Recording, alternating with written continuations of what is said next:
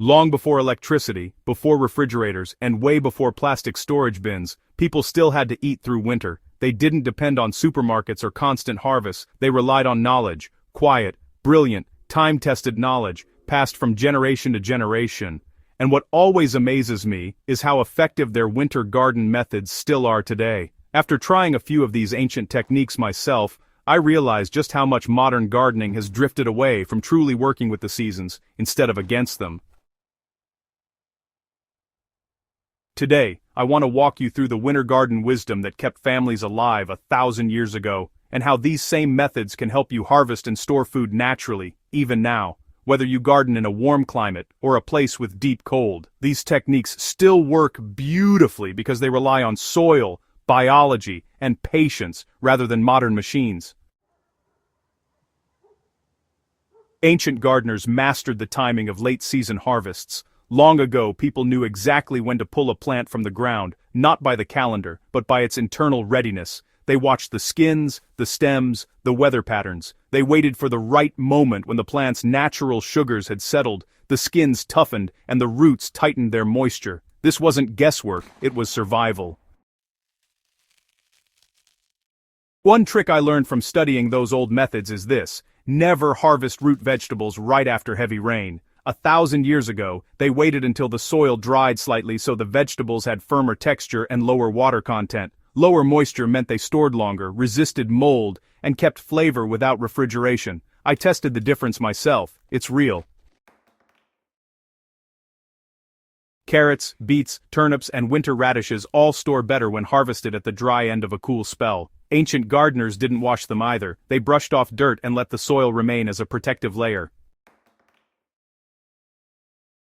The soil itself was their winter pantry. One of the oldest tricks used across Europe, Asia, and Africa was root cellaring directly in the ground. People didn't need a cold room. They used the earth's natural insulation. The soil keeps a steady temperature, blocks wind, stops sunlight, and maintains humidity. In winter, this created the perfect storage chamber. There were two main methods. The first was leaving crops in the ground, covered with thick mulch or straw.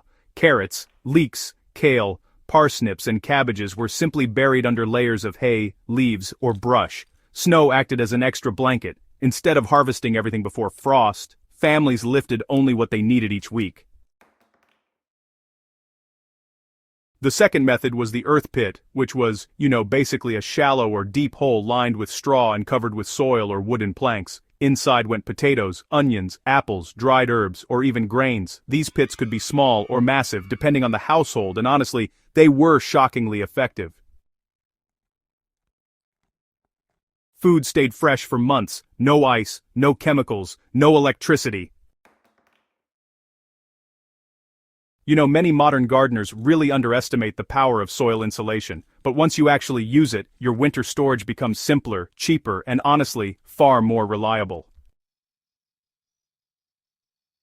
Ancient gardeners relied heavily on drying, not fermenting. Fermentation gets a lot of attention today, but 1,000 years ago, drying was truly the heart of winter survival. People dried more than just herbs. They actually preserved entire meals in dried form. Beans, peas, leafy greens, squash strips, okra, garlic, onion, chilies, and even medicinal roots were sliced thin and hung in warm, airy kitchens or laid on woven trays. Once dry, they were stored in clay jars or cloth bags. What stands out is how selective they were. They picked leaves early in the day while oils were strongest. They picked fruiting vegetables before full over-ripening. They dried herbs just before flowering so the flavor stayed concentrated. Drying wasn't random, it was strategic. This technique is still incredibly useful today. A handful of dried greens tossed into winter soups tastes shockingly fresh, something our ancestors understood well. Winter-hardy plants were central to the ancient garden. 1,000 years ago, gardens weren't cleared when frost arrived. They were intentionally planted with crops that improved once temperatures dropped. Brassicas sweetened, roots firmed, herbs strengthened their medicinal compounds. People depended on these transformations.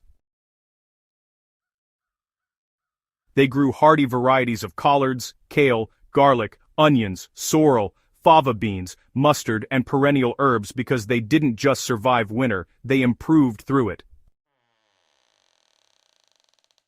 The cold itself preserved them.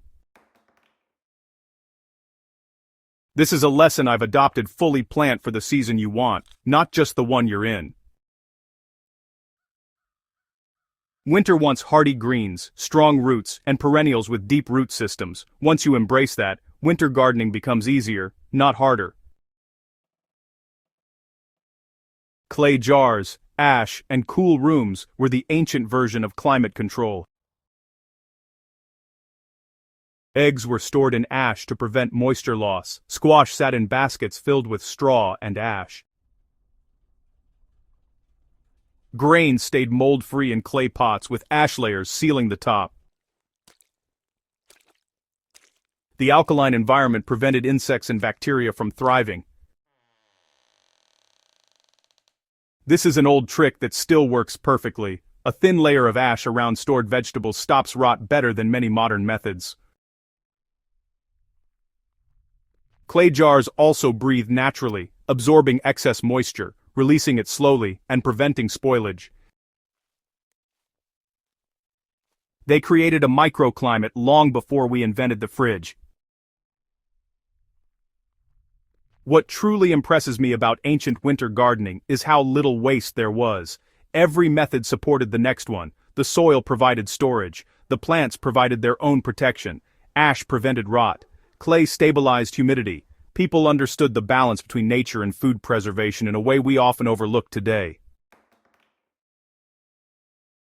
And once you start applying these old techniques to your own garden, winter stops being a season of scarcity. It becomes a season of steady harvests, flavorful storage crops, and simple, dependable methods that cost nothing. If you want more deep-dive gardening wisdom like this, make sure you subscribe and share. These old methods deserve to be kept alive.